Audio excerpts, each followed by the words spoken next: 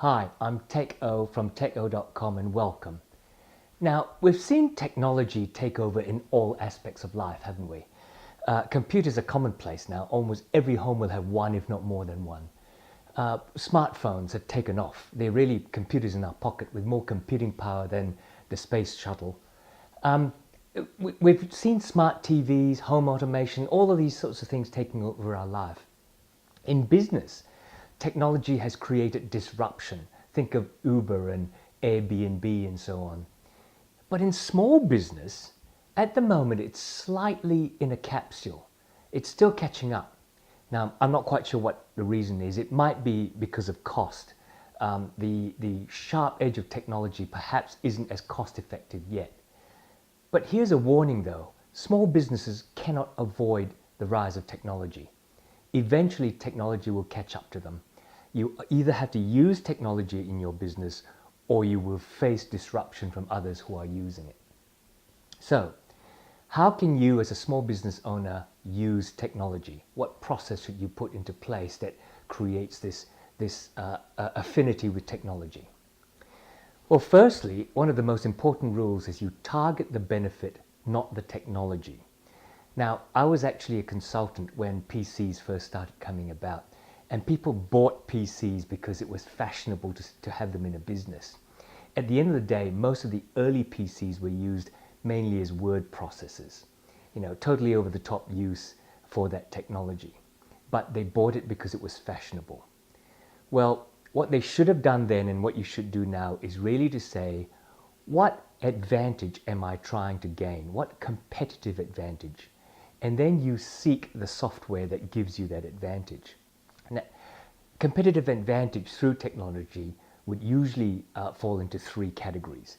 It can either be about productivity, it increases productivity, it increases efficiency.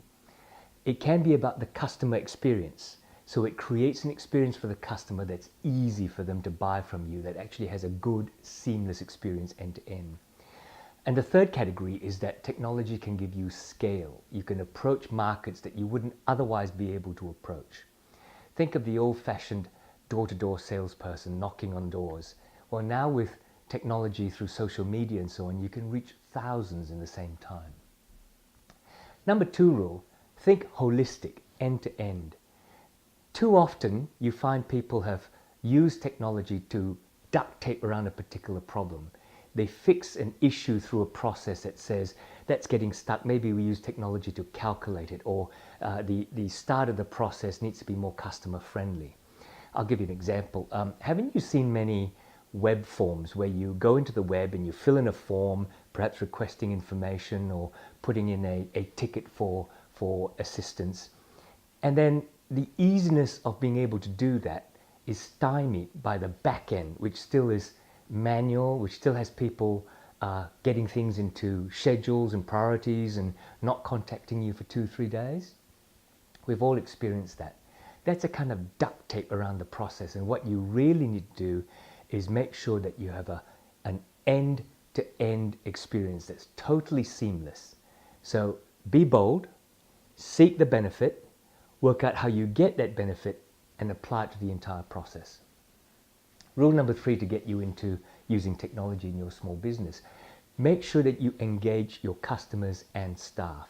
These are two groups of people who know all the problems, who understand all the issues, and can give you some really great ideas about how to increase productivity, increase the customer experience, or to scale the business.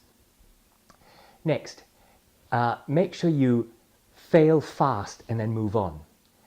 That's a definition of agility. What that means is really be agile.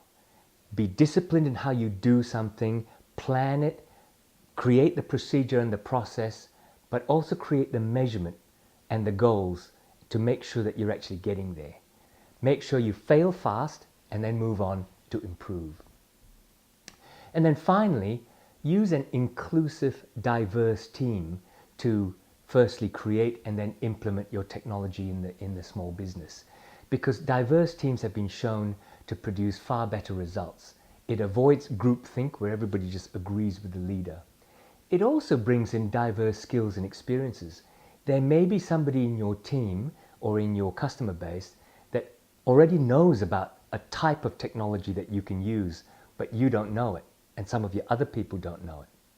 Make sure the solutions come from many different angles and that the solutions meet the needs of the users as well as the beneficiaries of any technology. So to conclude, technology is upon us. We can't avoid it.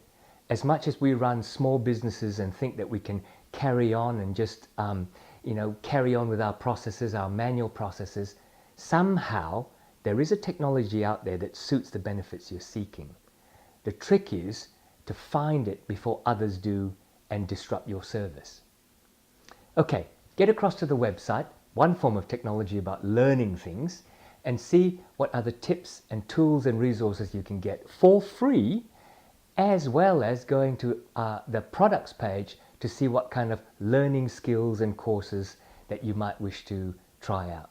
I'll see you there.